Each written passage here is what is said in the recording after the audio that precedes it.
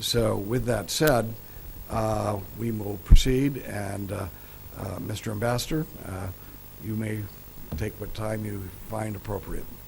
I want to commend the extraordinary work being done by UNAMI and UNHCR missions in Iraq, and the intense engagement of U.S. Ambassador Jeffrey and his dedicated team.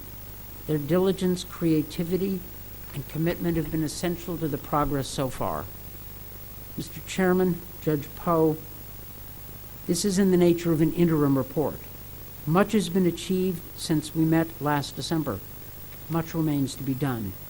But at last, we are on a road to resolve this problem through the relocation of Ashraf residents out of Iraq. Thank you for this opportunity, and I welcome your questions. All right. Thank you very much for your testimony. Let me get down to the first issue about weapons in Camp Ashraf. Does the United States government in any way question that there are no weapons and have been no weapons in Camp Ashraf since the agreement that was made by the residents, by the MEK, back in 2003? Mr. Chairman, this issue, that is the issue of Camp Ashraf and inspections, came up, as you said earlier, and I believe Judge Poe said, in the context of litigation in court, in D.C. court, federal court. And because it came up in the process of active litigation, I have to be extraordinarily careful in getting into this area.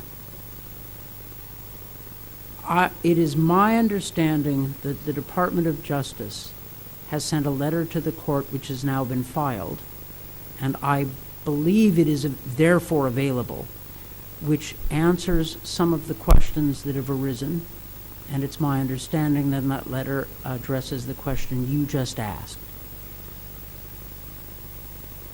So you should be able to just tell us right out what it is. Yes. I have to be extraordinarily careful, but I can say the following. The mandate of my office and my charge from the Secretary is to support the process of having people move from Ashraf to Liberty and then from Liberty out of Iraq in safety and security. That process needs to move forward as fast as we can.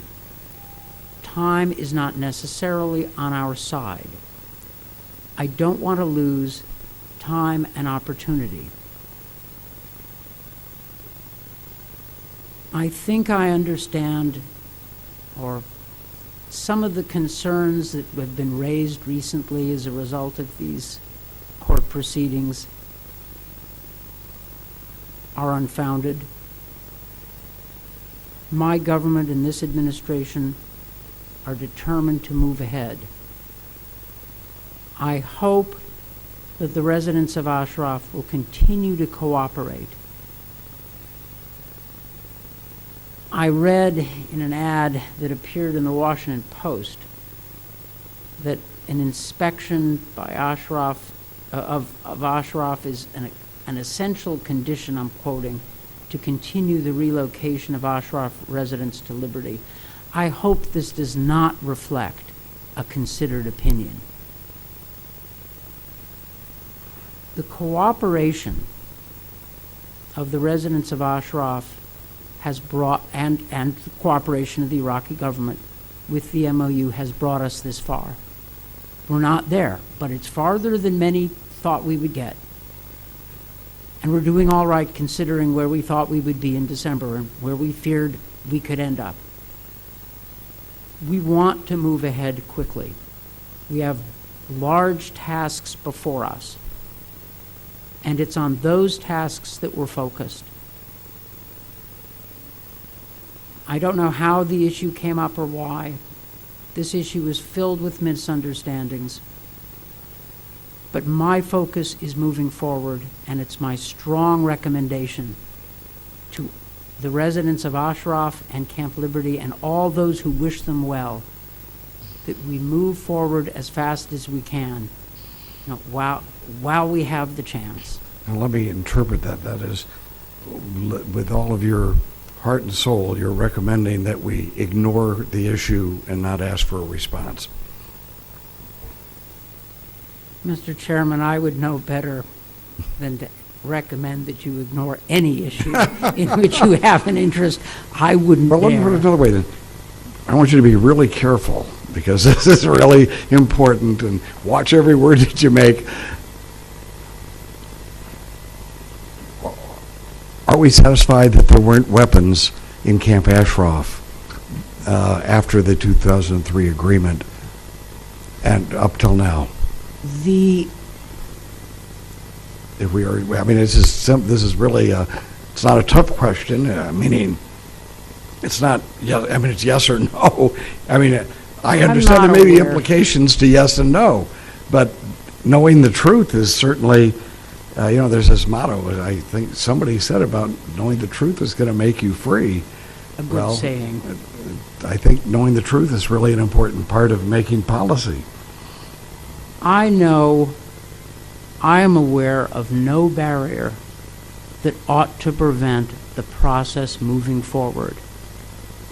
The process of convoys, the last remaining convoys out of Ashraf to Huria, the process of UNHCR interviews, and the process of the international community, UN, U.S. So are you suggesting then, if we would give an affirmative that there are no weapons there, that in some way would interfere with the relocation of the people who are currently in Camp Ashraf to Camp Liberty? By answering the question, that would interfere. No, as I understand what you just said, if I get that right, I'm not saying that. I am being extraordinarily cautious because this is a matter of active litigation. Motions are being filed, letters are being sent, and I have to be more careful than I would be if you had asked this question and there were no litigation going on. Okay. So if I mentioned to you that was the general testified yesterday? Was that? And I believe the general testified that there were no weapons, and he was our man there. So if he's willing to testify that, or he's not testifying, but briefing us on that, he testified yesterday, and I believe under oath. You can't give an answer based on a brigadier general who was in charge of the camp acknowledging that? It's my understanding that the Department of Defense, which knows this issue in a way that the Department of State does not, had made the judgment that the camp was largely disarmed with no heavy equipment at that time. Now, my mandate is not to go back and review the record of those years. The mandate of my office is to move forward, and it's my hope that the remaining convoys can move ahead.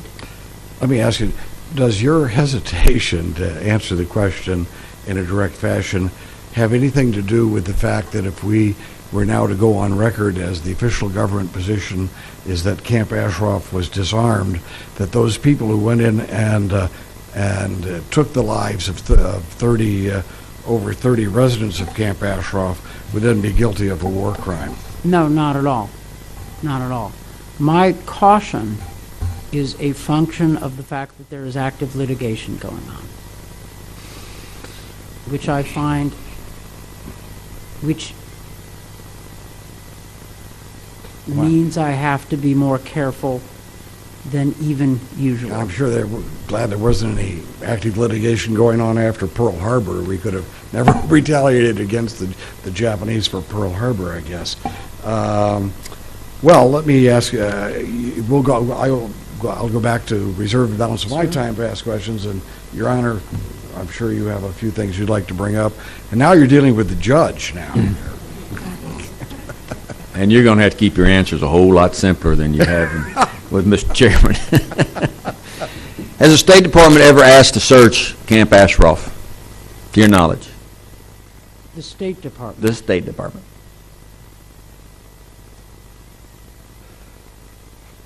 Not during the time in which I've been responsible for this position, and I have good direct knowledge of what's happened since I took my current job in last November. Is there anything preventing the State Department from searching Camp Ashraf other than Iraqi government saying you can or you can't? Well, as a practical matter, it's not Camp Ashraf is not. It's not our sovereign territory. I it's understand Iraqi that. sovereign territory. I understand all that. Our efforts now on the ground, I can tell you that we have substantial efforts going on to have our people go to Camp Huria, Camp Liberty. They were there 2 days ago. They're there on a pretty frequent basis. We've had people going up to Camp Ashraf before to meet with people. Our emphasis, we put our resources to work on the current issues of welfare, security of the people at Camp Huria, support of the UNHCR for its refugee processing, support of the convoys. In my judgment, that is where our efforts should be, because to get these people out of Iraq, we have to get them from Ashraf to Huria and then from Huria out. That's where our emphasis has been. Our resources are substantial, but they're not unlimited. And frankly, everything I know convinces me that our resources are rightly devoted to the here and now and not to, I don't want to see them or our efforts diverted. Are you aware that in April 2009, the Iraqi government searched Camp Ashraf with dogs and then signed a document saying that there were no weapons there, no ammunition there? Are you aware of that? I've heard that. There's also a video of the search. Have you seen the video of that search where they found no weapons? I haven't seen that video. I don't think it's on YouTube yet, but are you aware of any third-party countries that have expressed any willingness to take a resident from Camp Liberty? They said they'll take them. Yes. And those countries on March 23rd, the UNHCR hosted a conference in Geneva, attended by the United States, the Iraqi government, a number of European and non-European governments. Many governments expressed a willingness to consider taking people. There were no pledges or promises or numbers, but there were a number of governments that said yes, they were willing to work with the UN and receive referrals from the UNHCR. The United States was one of those governments, but we were not the only government. That is a start. It's not sufficient in itself, but it's a good start from which to build, and it is precisely there, Judge, that we have to throw our efforts. It seems to me the listing of the MEK as a foreign terrorist organization is one factor that makes countries hesitate to take these residents, even though some of the European countries have delisted the MEK. I think that if there was delisting, that you would have much more cooperation with third-party countries in taking these individuals back.